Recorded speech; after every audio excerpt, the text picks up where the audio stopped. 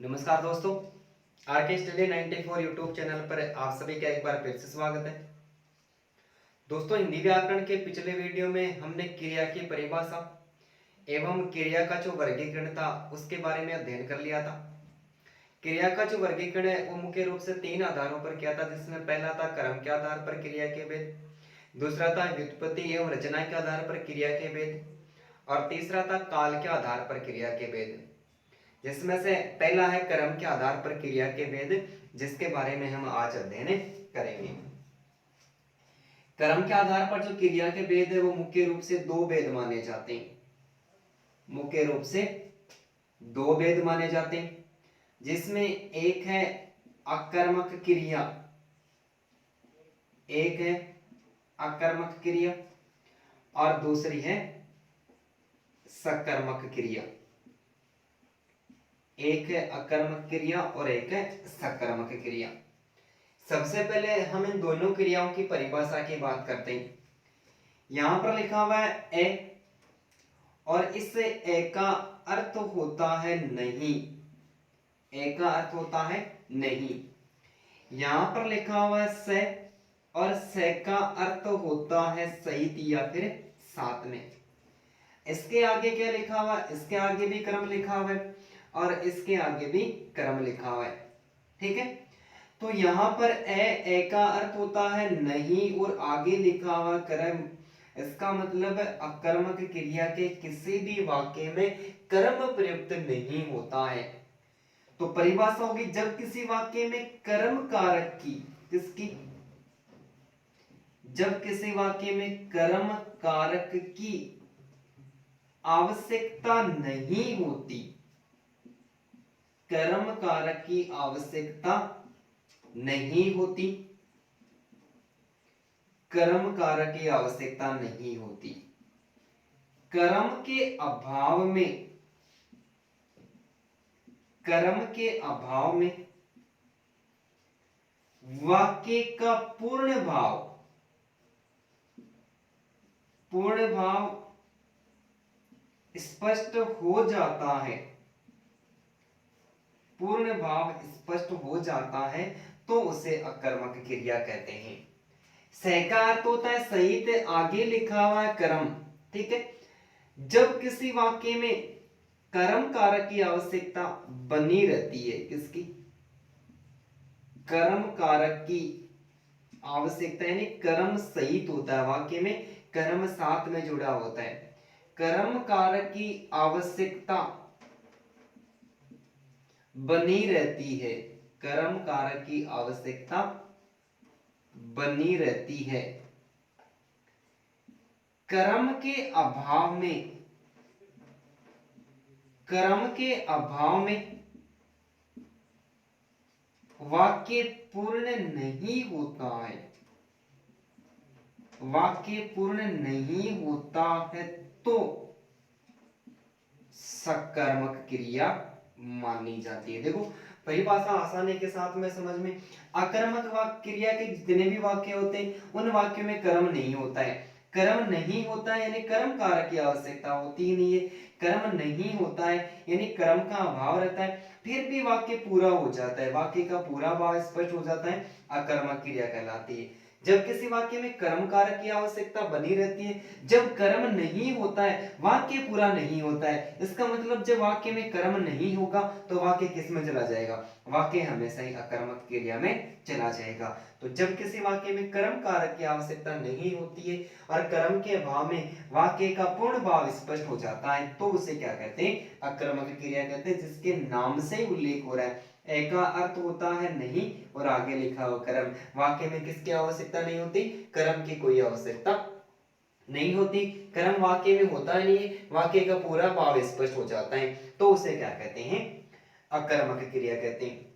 अब अकर्मक क्रिया और सकर्मक क्रिया को पहचानने का एक आसान सा तरीका है, और वो तरीका क्या है कि वाक्य में जहां पर भी कर्म लिखा हुआ है, इस कर्म के स्थान पर क्या लगाकर कोई प्रश्न कर दिया जाता है, क्या लगाकर कोई प्रश्न कर दिया जाता है, और इस प्रश्न का यदि उत्तर निकल के आता है तो हमेशा ही सकर्मक क्रिया होती है। और यदि इस प्रश्न का उत्तर कोई उत्तर नहीं निकल के आता है तो वहां पर हमेशा ही कौन सी क्रिया होती है, अकर्मक क्रिया होती है। जैसे अलग अलग दो वाक्यों की बात करते हैं। एक वाक्य 10वीं की जो बोर्ड की एग्जाम लगी उसमें भी पूछा गया, और पहले की जो एग्जाम लगी हुई है, जो रिट की है, पटवार है, एलडीसी है, उसमें भी पूछा गया। जैसे एक वाक्य है चिड़िया उड़ती है, और दूसरा वाक्य है चिड़िया आकाश में उड़ती है। चिड़िया आकाश में उड़ती है। ये वाक्य 10th की जो बोर्ड की एग्जाम लगी थी उसमें भी पूछा गया। अब इस वाक्य में हमें क्या करना है कि सकर्मक और अकर्मक क्रिया का सीधा उदाहरण प्रस्तुत करने के लिए, पहचान करने के लिए वाक्य में जहां पर भी कर्म होता है वहां पर कर्म के स्थान पर क्या लगाकर प्रश्न करना है। कर्म के स्थान पर क्या लगाकर प्रश्न करने से जो उत्तर निकल के आता है उसका, तब तो कौन सी क्रिया होती है, सकर्मक होती है। लेकिन जब उत्तर नहीं निकल के आता है तो कौन सी क्रिया होती है, अकर्मक क्रिया होती है। जैसे इधर एक और वाक्य की बात करें, रमेश पुस्तक पढ़ता है। रमेश पुस्तकें पढ़ता है। अब इस वाक्य में कर्म है या नहीं, हमें प्रश्न तो कर लेना है कि इस वाक्य में कर्म बिल्कुल भी नहीं है। यदि सीधा समझ में आता तो ठीक है, नहीं हमें इसका भी कोई प्रश्न बना लेना है कि चिड़िया उड़ती है। अब हमें इस वाक्य का प्रश्न बना लेना है कि चिड़िया क्या उड़ती है। अब चिड़िया क्या उड़ती है, क्या लगाने के बाद में क्या उड़ती है, इसका तो हमें कुछ पता ही नहीं है, कुछ प्रश्न का जो उत्तर निकल के नहीं आता। दूसरा वाक्य कि चिड़िया आकाश में क्या उड़ती है। अब आकाश में क्या उड़ती है, इसका भी कोई उत्तर नहीं निकल के आता है। तो इन दोनों प्रकार के वाक्यों में हमेशा कौन सी क्रिया, अकर्मक क्रिया मानी जाती है। लेकिन यहाँ पर हम प्रश्न पूछेंगे रमेश क्या पढ़ता है, इसका मतलब पुस्तक पढ़ता है, अखबार पढ़ता है, या फिर कोई कविता पढ़ता है। यहाँ पर किसी न किसी प्रकार का ये कर्म है, कर्म के स्थान पर हमने क्या लगाया, क्या लगाकर प्रश्न करने से यदि उत्तर निकल के आ रहा है तो हमेशा सकर्मक क्रिया होती है। यदि क्या लगाने के बाद में प्रश्न का उत्तर नहीं निकल के आ रहा है तो वहां पर कौन सी क्रिया होती है, वहां पर हमेशा ही अकर्मक क्रिया होती है। ठीक है।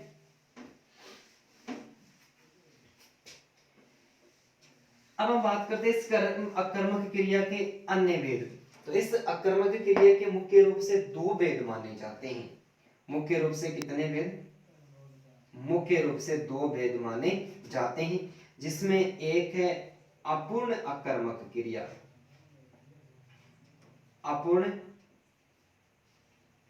अकर्मक क्रिया, और दूसरी है पूर्ण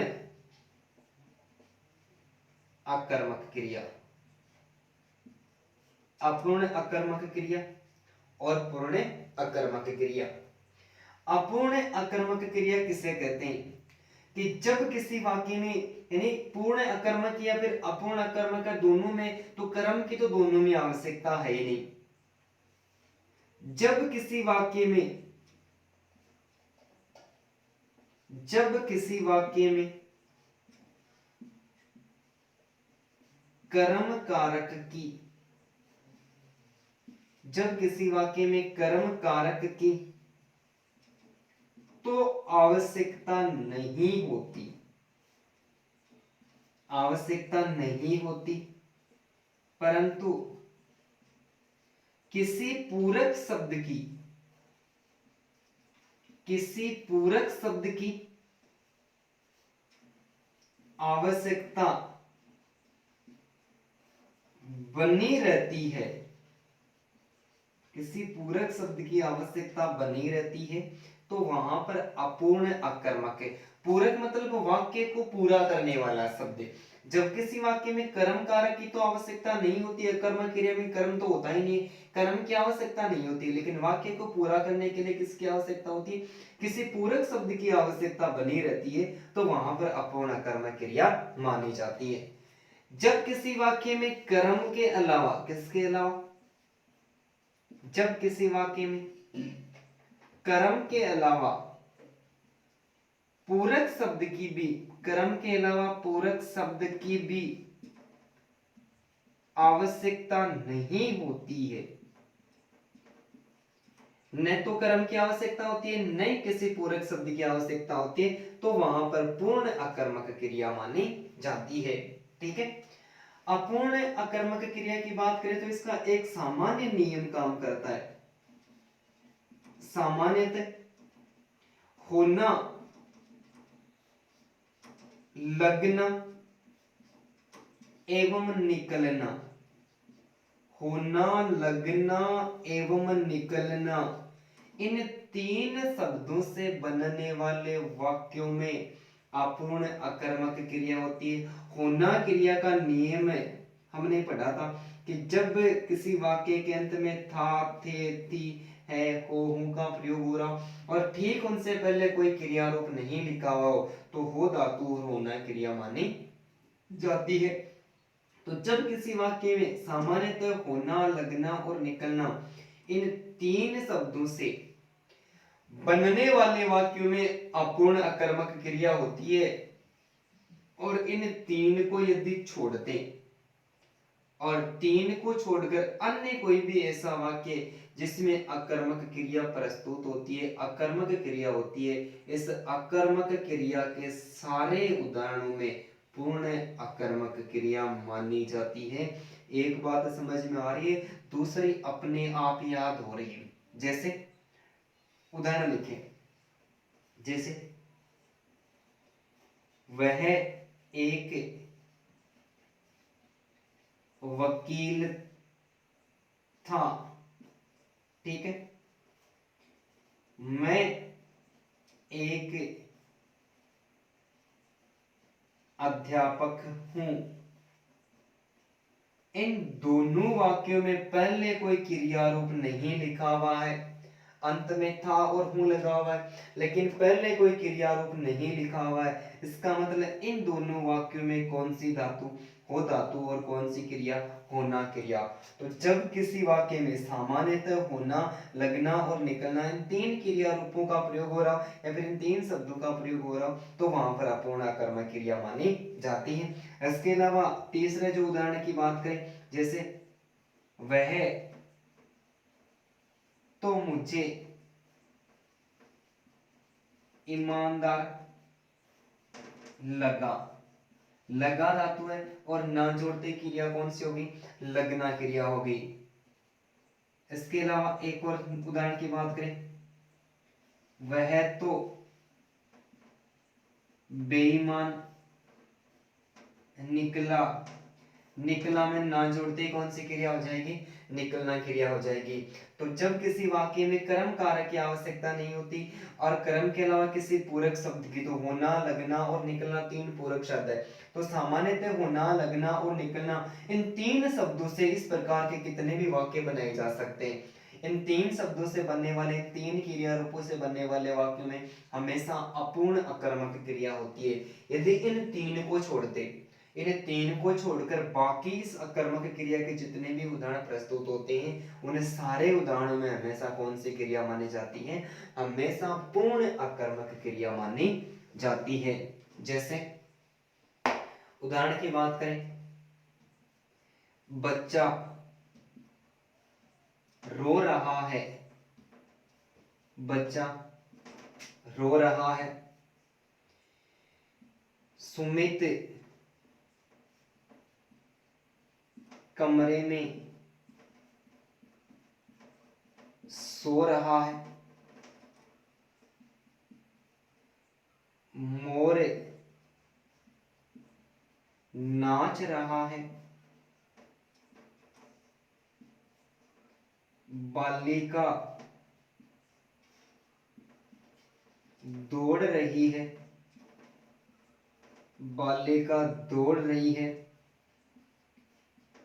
कपिल हंस रहा है। ठीक है।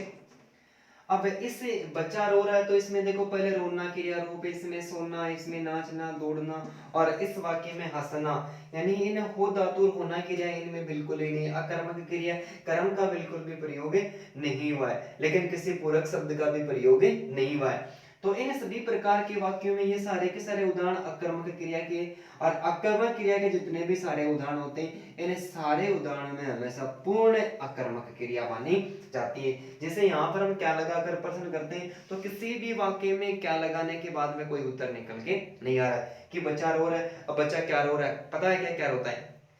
सुमित कमरे में सो रहा है। सुमित कमरे में क्या सो रहा है, कोई उत्तर नहीं निकल के आता। मोर नाच रहा है, मोर क्या नाच रहा है? बालिका दौड़ रही है, बालिका क्या दौड़ रही है? कपिल हंस रहा है, कपिल क्या हंस रहा है? क्या लगाने के बाद में किसी भी प्रकार का कोई उत्तर नहीं निकल के आ रहा है तो यहाँ पर अकर्मक क्रिया मानी जाती है। और अकर्मक क्रिया के सभी उदाहरणों में क्या मानी जाती है? पूर्ण अकर्मक क्रिया मानी जाती है। एक बार फिर से याद कर लेना, एक याद होने के बाद में दूसरे वाक्य को याद करने की आवश्यकता नहीं है। पूर्ण अकर्मक क्रिया अपने आप याद हो रही है कि जब किसी वाक्य में कर्म कारक की आवश्यकता नहीं होती है, कर्म के अलावा किसी पूरक शब्द की यानी पूरा करने वाला शब्द, और कौन कौन से? सामान्यतः होना, लगना और निकलना, तीन शब्द याद रखने। ये तीन क्रिया रूप किसी भी वाक्य के अंत में लिखे हुए मिलेंगे। होना वाला हमें इसके लिए एक नियम याद करना पड़ेगा जो पिछले वीडियो में हमने पढ़ लिया है, ठीक है। तो होना, लगना और निकलना, इन तीन शब्दों से बनने वाले वाक्यों में अपूर्ण अकर्मक क्रिया होती है यदि इन तीन को छोड़ दे और तीन के अलावा कोई भी एक ऐसा वाक्य बने, इन तीन शब्दों से बनने वाले वाक्यों को छोड़ दे और इनके अलावा कोई भी एक ऐसा वाक्य हो जिसमें कर्म नहीं हो लेकिन ये तीनों रूपों में नहीं बना हो, उनमें हमेशा क्या मानी जाती है? अकर्मक क्रिया। और अकर्मक क्रिया के सभी उदाहरणों में भी क्या मानी जाती है? पूर्ण अकर्मक क्रिया मानी जाती है। अब एक छोटा सा नियम है कि कौन से ऐसे क्रिया रूप है जिनसे बनने वाले वाक्यों में हमेशा पूर्ण अकर्मक क्रिया होती है। जैसे हम बात करें सोना, रोना, जागना, हंसना, दौड़ना, भागना, नाचना, कूदना, उड़ना, उठना, बैठना, ठीक है। उठना, बैठना, ये जो क्रिया रूप होते हैं लगभग ये जो क्रिया रूप जब किसी भी वाक्य के अंत में इन क्रियाओं का प्रयोग हो रहा हो वो वाक्य हमेशा ही पूर्ण अकर्मक क्रिया के होते हैं। अर्थात इन जो शब्द है ये जो क्रिया रूप है इनसे जो बनने वाले जितने भी वाक्य होते हैं उनमें अकर्मक क्रिया होती है और अकर्मक क्रिया होने के कारण अकर्मक क्रिया के सभी उदाहरणों में कौन सी क्रिया होती है? हमेशा पूर्ण अकर्मक क्रिया मानी जाती है। तो सीधा सा याद रखना, जिस किसी वाक्य में सोना, रोना, जागना, हंसना, दौड़ना, भागना, नाचना, कूदना, उड़ना, उठना, बैठना, ये सभी प्रकार की क्रियाएं प्रस्तुत होती है उनमें हमेशा ही अकर्मक क्रिया मानी जाती है। परीक्षा में ऐसे भी बहुत सारे प्रश्न पूछे गए हैं और ये जो यू अपनी जो सीटेट वगैरह की एग्जाम वगैरह होती है उनमें भी बात करें तो उन सभी में भी या फिर यूपीएससी की जो एग्जाम होती है लगभग पेपर मैंने ऐसे देखे हैं कि उनमें सीधे पूछ जाते हैं कि 4-5 ऐसे क्रिया रूप दिए जाते हैं और उनमें से प्रश्न ऐसा निकल के आता है कि निम्न में से किस विकल्प में अकर्मक क्रिया का प्रयोग हुआ है और किस विकल्प में सकर्मक क्रिया का प्रयोग हुआ है। तो हमें सीधी सी याद रखने के सोना, रोना, जागना, हंसना, दौड़ना, भागना, नाचना, कूदना, बैठना, उठना, ये सभी प्रकार के जो क्रिया रूप होते हैं इनमें हमेशा क्या मानी जाती है? अकर्मक क्रिया मानी जाती है। और अकर्मक क्रिया के सारे उदाहरणों में कौन सी क्रिया पूर्ण अकर्मक क्रिया मानी जाती है, ठीक है। इसके अलावा एक और नियम की बात करते हैं कि उस नियम में भी हमेशा ही अकर्मक क्रियाएं मानी जाती है कि जैसे दो वाक्य लिखता हूं, पहले वाक्य लिखने के बाद में आसानी के साथ में समझ में आएगा कि ये इनमें सकर्मक क्रिया है या फिर अकर्मक क्रिया। जैसे वाक्य एक, पहला वाक्य की बूंद बूंद से, बूंद बूंद से घड़ा भरता है, बूंद बूंद से घड़ा भरता है। और दूसरा वाक्य पेड़ से पत्ता गिरता है, पेड़ से पत्ता गिरता है। यदि इन दोनों वाक्यों की बात करें तो पढ़ने के बाद में बूंद बूंद से क्या बढ़ता है, यहाँ पर घड़ा भरता है, पेड़ से क्या गिरता है, पत्ता गिरता है, उत्तर निकल के आ रहा है। पढ़ने के बाद में हमें ऐसा लगता है कि इन दोनों वाक्यों में सकर्मक क्रिया है, लेकिन बिल्कुल भी नहीं है। इन दोनों वाक्यों में भी अकर्मक क्रिया है। कैसे है कि जब किसी वाक्य में जब किसी वाक्य में जब किसी वाक्य में कार्य प्रकृति द्वारा या अपने आप होता है, प्रकृति द्वारा या फिर अपने आप होता है, तो वहां हमेशा ही अकर्मक क्रिया मानी जाती है। ये इस क्रिया का एक अपवाद अर्थात एक नियम माना जाता है। क्या माना जाता है? एक अपवाद या फिर एक नियम माना जाता है कि वाक्य को पढ़ने के बाद में तो ऐसा लगता है कि दोनों वाक्यों में कौन सी क्रिया? सकर्मक क्रिया, लेकिन बिल्कुल भी सकर्मक क्रिया नहीं है। कि जब किसी वाक्य में कार्य प्रकृति के द्वारा, कि बूंद बूंद से घड़ा भरता है, इसका मतलब बूंद बूंद से घड़ा भरा है, ये कार्य या तो प्रकृति के द्वारा हो रहा है, प्रकृति के द्वारा नहीं हो रहा है तो बूंद बूंद से घड़ा भरा है, इसका मतलब अपने आप भर रहा है। पेड़ से पता गिरता है, कोई गिराता नहीं है, पेड़ से पता गिरा है, इसका मतलब ये कार्य प्रकृति द्वारा हुआ है या फिर किस आधार पर हुआ है? अपने आप हुआ है। तो जब किसी वाक्य में इस प्रकार का वाक्य हमारे सामने आता है और वहां पर अवस्था ही पूरी तरह से चेंज कर दी जाती है, तो हमें इस बात को पूरी तरह से ध्यान में रखना है कि जब किसी वाक्य में कार्य प्रकृति द्वारा या फिर अपने आप होता है, तो वहां पर हमेशा ही कौन सी क्रिया मानी जाती है? वहां पर हमेशा ही अकर्मक क्रिया मानी जाती है। ठीक है, अब हम बात करते हैं सकर्मक क्रिया की। सकर्मक क्रिया जिसकी परिभाषा के बारे में हमने अभी बात करी थी कि जब किसी वाक्य में स का अर्थ होता है सहित आगे लिखा हुआ कर्म, तो जब किसी वाक्य में कर्म कारक की आवश्यकता बनी रहती है, कर्म नहीं होता है, वाक्य पूरा नहीं होता है, तो वहां पर हमेशा कौन सी क्रिया? सकर्मक क्रिया मानी जाती है। सकर्मक क्रिया के भी दो भेद माने जाते हैं। कितने भेद माने जाते हैं? दो भेद, जिसमें एक है अपूर्ण सकर्मक क्रिया, अपूर्ण सकर्मक क्रिया, और दूसरी है पूर्ण सकर्मक क्रिया। ठीक है, पूर्ण सकर्मक क्रिया। परिभाषा में कोई भेद नहीं है, एक याद होने के बाद में दूसरी अपने आप याद हो जाएगी। बस आपको इस वीडियो में पूरी तरह से ध्यान से देखना है, ध्यान जो मैं बता रहा हूं उसमें रखना है।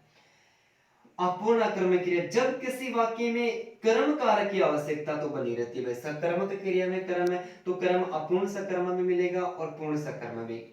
जब किसी वाक्य में कर्म कारक की आवश्यकता बनी रहती है, लेकिन कर्म के साथ में किसी पूरक शब्द की भी आवश्यकता रहती है। किसकी? पूरक शब्द, पूरा करने वाले शब्द। तो जब किसी वाक्य में कर्म कारक की आवश्यकता रहती है, कर्म के अलावा पूरक शब्द की भी आवश्यकता बनी रहती है, तो वहां पर अपूर्ण सकर्मक क्रिया मानी जाती है। अपूर्ण अकर्मक क्रिया के बारे में बताया कि जब किसी वाक्य में कर्म कारक की आवश्यकता नहीं होती है और यहाँ पर कर्म कारक की आवश्यकता बनी रहती है, पूरक शब्द दोनों में प्रयोग किया जाता है। सामान्य बात करें तो सामान्यतः मानना, चुनना, समझना और बनाना, मानना, चुनना, समझना और बनाना, इन चार क्रिया रूप यानी चार ये पूरक शब्द मान सकते हैं, क्रिया रूप मान सकते हैं, चार शब्द मान सकते हैं। इन चार शब्दों से बनने वाले वाक्यों में अपूर्ण सकर्मक क्रिया होती है। जब किसी वाक्य में कर्म कारक की आवश्यकता होती है, पूरक शब्द की आवश्यकता नहीं होती है, पूर्ण सकर्मक क्रिया मानी जाती है।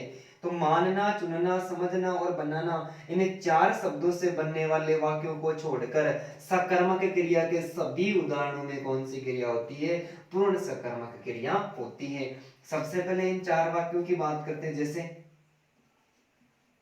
मैं उसे अपना मित्र मानता हूं, मानता में ना जोड़ते ही मानना क्रिया हो जाएगी। मैं उसे अपना मित्र मानता हूं, वह मुझे पागल समझता है, समझता में ना जोड़ते समझना क्रिया हो जाएगी। हमने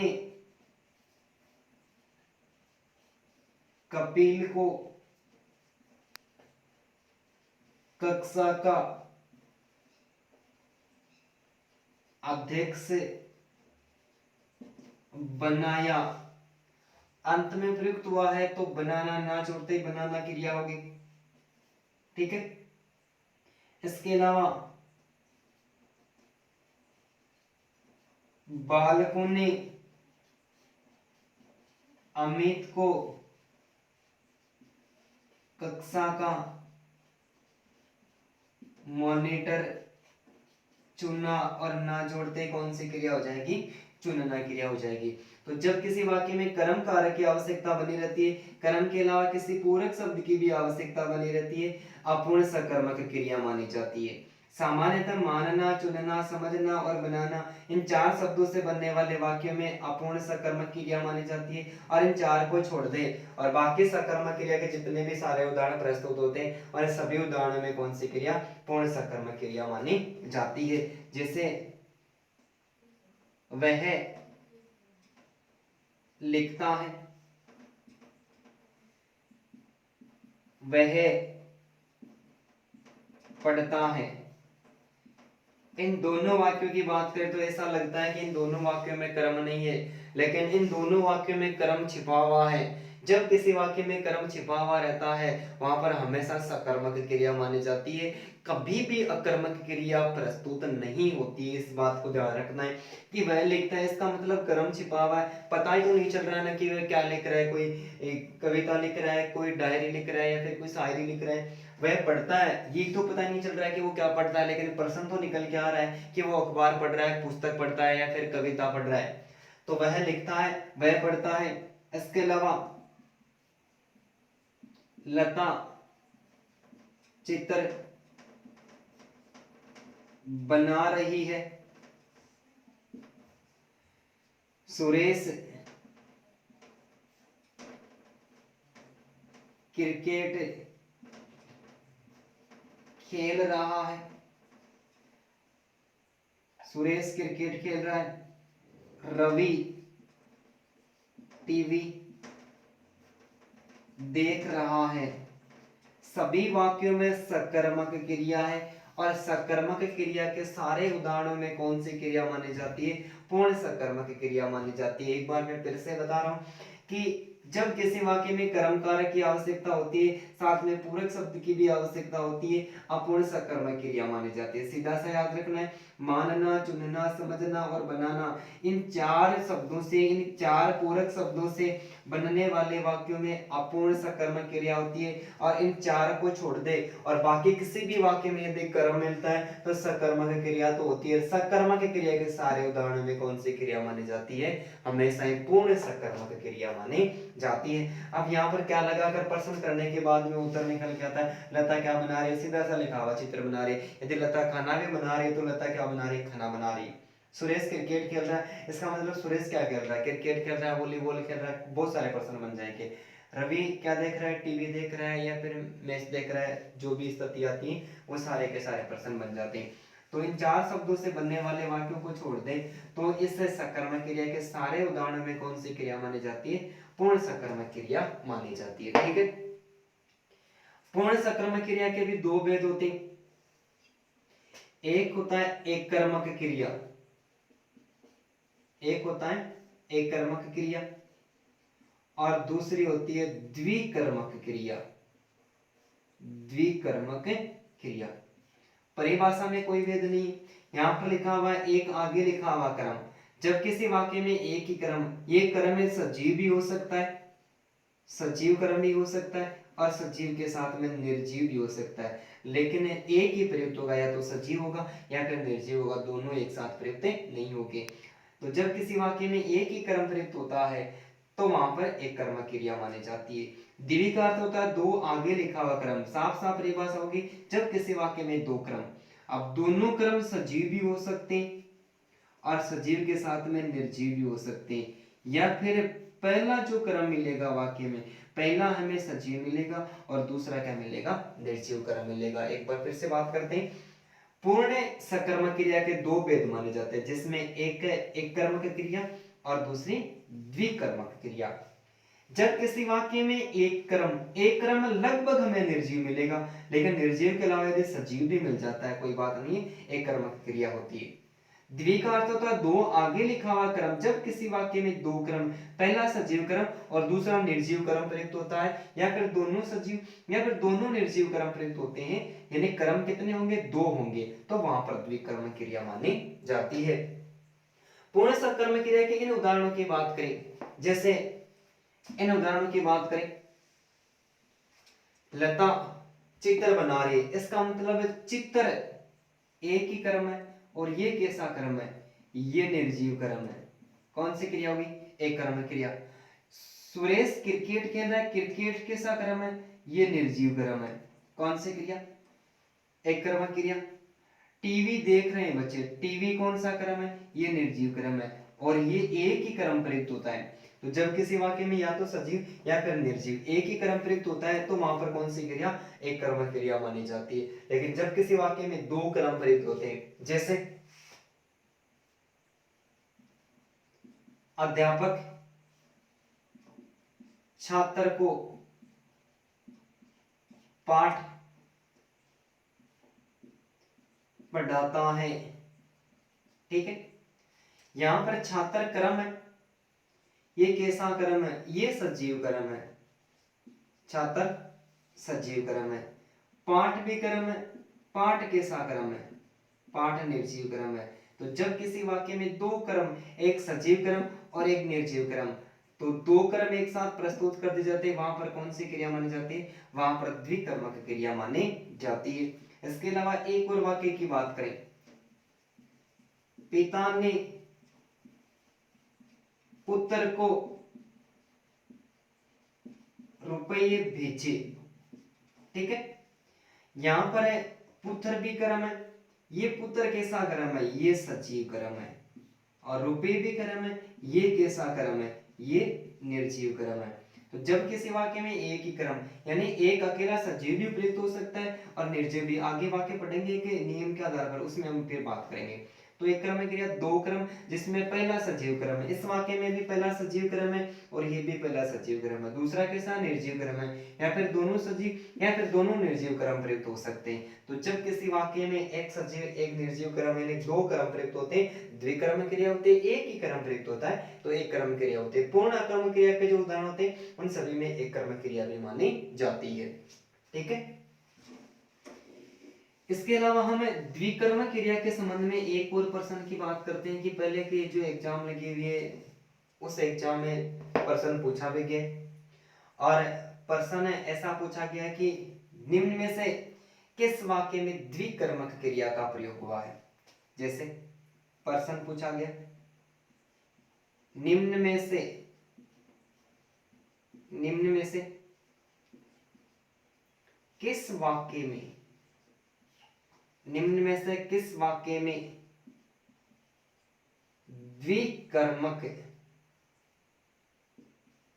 निम्न में से किस वाक्य में, सॉरी किस विकल्प में, निम्न में से किस विकल्प में द्विकर्मक क्रिया का प्रयोग हुआ है, ठीक है। जैसे रोना, सोना, दूना, या फिर लिखना। रोना, सोना, दूना और लिखना, यही प्रश्न पूछा गया है। इसमें विकल्प चेंज हो सकते हैं, लेकिन इस वाक्य में द्विकर्मक क्रिया का प्रयोग हुआ है। किसका, द्विकर्मक यानी दूना। तो कुछ क्रियाएं ऐसे होती है जिनको नित्य द्विकर्मक क्रियाएं कहते हैं। क्या कहते हैं, नित्य द्विकर्मक क्रियाएं कहते हैं। कि कुछ शब्द ऐसे होते हैं जिनमें हमेशा दो क्रम होते हैं। जैसे दूना है, इस दूना शब्द में दो क्रम कैसे हो गए कि दूना, एक तो दूध दूध है, इसका मतलब वो दूध निकाल रहा है, दूध, और दूध के साथ में दूध यदि निर्जीव क्रम है तो वो दूध किसी जानवर का निकाल रहा है, निकालने वाला कोई व्यक्ति है। तो इसका मतलब है एक तो सजीव क्रम है और क्रम के साथ में दूसरा क्रम कौन सा है, निर्जीव क्रम है। तो जैसे कुछ नित्य शब्द ऐसे होते हैं जिनमें द्विकर्मक क्रियाएं होती है। जैसे दूना है, दूना, मांगना, पकाना, सजा देना, हरण करना, ठीक है, हरण करना, ढूंढना, खींचना, ये जो लगभग शब्द होते हैं इनमें हमेशा दो दो क्रम में प्रयुक्त होते हैं, इसलिए इनको क्या मानी जाती है, इनमें हमेशा नित्य द्विकर्मक क्रिया ही मानी जाती है, ठीक है। इसके अलावा एक और नियम प्रयुक्त होता है, तो इस आधार पर भी प्रश्न पूछा गया है और हमें याद भी रखना है, वहां पर थोड़ा सा समझ लेना है, ठीक है, आसानी के साथ में समझ में आ जाएगा। वीडियो को आप एक बार नहीं तो दो बार देख सकते हो। इसके अलावा एक नियम है, इस नियम से संबंधित हमें प्रश्न पूछा गया कि जब किसी वाक्य में, जब किसी वाक्य में, जब किसी वाक्य में देना क्रिया का प्रयोग हो रहा हो, कौन सी क्रिया, देना क्रिया का प्रयोग हो रहा हो, और इस देने में यदि दान की भावना हो, किसकी भावना हो, दान की भावना हो, ये अपवाद स्वरूप है, तो इसमें एक कर्मक क्रिया मानी जाती है। क्या मानी जाती है, एक कर्मक क्रिया। जब किसी वाक्य में देना क्रिया का प्रयोग हो रहा हो और देने में यदि दान की भावना हो तो वहां पर एक कर्मक क्रिया मानी जाती है। लेकिन जब किसी वाक्य में देना क्रिया का प्रयोग हो रहा हो और देने में दंड की भावना हो, किसकी भावना हो, दंड की भावना हो, तो वहां द्विकर्मक क्रिया मानी जाती है। कौन सी क्रिया, तो वहां द्विकर्मक क्रिया मानी जाती है, ठीक है। एक बार फिर से बात करते हैं कि जब किसी वाक्य में देना क्रिया का प्रयोग हो रहा हो और देने में दान की भावना हो तो एक कर्मक क्रिया, और जब किसी वाक्य में देना क्रिया का प्रयोग हो रहा हो और देने में यदि दंड की भावना है तो वहां पर द्विकर्मक क्रिया का प्रयोग होता है। जैसे मैं वाक्य लिख रहा हूं, राजा ने भिखारी को धन दिया, राजा ने भिखारी को धन दिया, लता ने गीता को पुस्तक दी, सेठ ने ब्राह्मण को गाय दी, जज ने अपराधी को मृत्युदंड दिया, ठीक है। अब राजा ने भिखारी को धन दिया, इसका मतलब इसमें भी देना क्रिया है, इसमें भी देना क्रिया है, इसमें भी देना क्रिया है और इसमें भी देना क्रिया है। जब किसी वाक्य में देना क्रिया का प्रयोग हो रहा हो और देने में दान की भावना हो, धन दिया इसका मतलब दान में दिया, पुस्तक दिए इसका मतलब दान में दिए, और गाय दिए इसका मतलब भी क्या दिए, देना क्रिया में। इन तीनों वाक्यों में दान की भावना है तो कौन सी क्रिया हो गई, एक कर्म क्रिया। लेकिन दंड की भावना, जज ने अपराधी को मृत्यु दंड दिया, ठीक है, तो मृत्यु दंड दिया, इसमें किसकी भावना, दंड की भावना है, तो यहाँ पर कौन सी क्रिया मानी जाती है, यहाँ पर द्विकर्म क्रिया मानी जाती है। जब किसी वाक्य में देना क्रिया का प्रयोग हो रहा और देने में दान की भावना हो तो एक कर्म क्रिया, और देने में दंड की भावना हो तो द्विकर्म क्रिया। लेकिन यहाँ पर भी विवादित प्रश्न खड़ा हो सकता है, कैसे कि जो चारों वाक्य हैं इन चारों वाक्यों में द्विकर्मक क्रिया है, यदि नियम को हटा दे, ये भिखारी सजीव क्रम है, ये निर्जीव क्रम है, ये सजीव क्रम है, ये निर्जीव क्रम है, ये सजीव क्रम है, ये निर्जीव क्रम है, सॉरी ये दोनों सजीव क्रम है, देखो यहाँ पर ये सजीव क्रम है और ये कैसा क्रम है, ये निर्जीव क्रम है। तो इन सभी वाक्यों में कैसे, इन सभी वाक्यों में द्विकर्मक क्रिया यदि नियम काम नहीं करता तो इस आधार पर भी प्रश्न पूछे जा चुके हैं। मैं 2 प्रश्न पूछे गए, मैं दोनों की बात कर देता हूँ, ठीक है, फिर आपको आसानी के साथ में समझ में आ जाएगा। कि एक प्रश्न पूछा, निम्न में से किस वाक्य में, प्रश्न, निम्न में से किस वाक्य में, निम्न में से किस वाक्य में द्विकर्मक क्रिया का प्रयोग, निम्न में से किस वाक्य में द्विकर्मक क्रिया का प्रयोग नहीं हुआ है, नहीं हुआ है, ठीक है। निम्न में से किस वाक्य में द्विकर्मक क्रिया का प्रयोग नहीं हुआ है। जैसे मैं पहला वाक्य लिख दूं, कपिल पुस्तक पढ़ता है, ठीक है। अब ये प्रश्न पूछा गया है, अब यहाँ पर जो नियम हमने पढ़ा है कि जब किसी वाक्य में देना क्रिया का प्रयोग हो रहा हो, दान की भावना हो, तो वहां पर एक कर्म क्रिया। अब यहाँ पर वो नियम काम नहीं कर रहा है, ठीक है। अब यहाँ पर सीधा पता चलता है कि जब किसी वाक्य में एक कर्म, इस वाक्य में देखो केवल और केवल पुस्तक है और पुस्तक कैसा कर्म है, ये एक निर्जीव कर्म है, एक ही कर्म प्रयुक्त है। तो यहाँ पर कौन सी क्रिया, यहाँ पर एक कर्म क्रिया है। अब इन सभी वाक्यों में कौन सी क्रिया है, इसमें भी द्विकर्म है, इसमें भी द्विकर्मक है और इसमें भी द्विकर्म है। प्रश्न क्या पूछा है, निम्न में से किस वाक्य में द्विकर्मक क्रिया का प्रयोग नहीं हुआ है। तो ये जो वाक्य हमें दिखाई दे रहा है, इस वाक्य में द्विकर्मक क्रिया का प्रयोग नहीं हुआ है। यहाँ पर केवल अब हमें इस बात का पता लग रहा है कि इस वाक्य में अब वो नियम काम नहीं कर रहा, प्रश्न सीधा एक कर्मक और द्विकर्म के आधार पर पूछा गया। तो इस प्रकार से इसमें विवादित प्रश्न भी पूछा जा सकता है, ठीक है। एक बार प्रश्न पूछा और प्रश्न पूछ के ऐसा पूछा कि किस वाक्य में एक कर्मक क्रिया का, किस वाक्य में एक कर्मक क्रिया का प्रयोग हुआ है, किस वाक्य में, सॉरी, किस वाक्य में एक कर्मक क्रिया का प्रयोग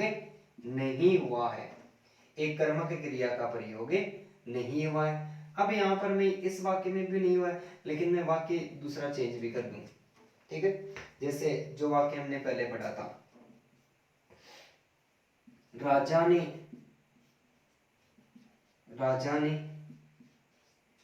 भिखारी को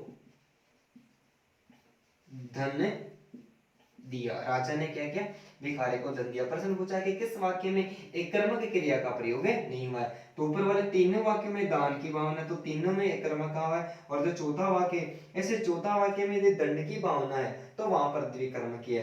तो इस वाक्य में एक कर्मक क्रिया का प्रयोग नहीं हुआ है। तो हमें प्रश्न इस आधार पर भी पूछा जा सकता है, और पहला वाला प्रश्न तैयार किए उस आधार पर भी हमें प्रश्न पूछा जा सकता है। तो आप एक से अधिक बार यानी एक दो बार इस बात को आसानी से समझेंगे, समझने के तुरंत बाद में आपको समझ में आ जाएगा। धन्यवाद दोस्तों।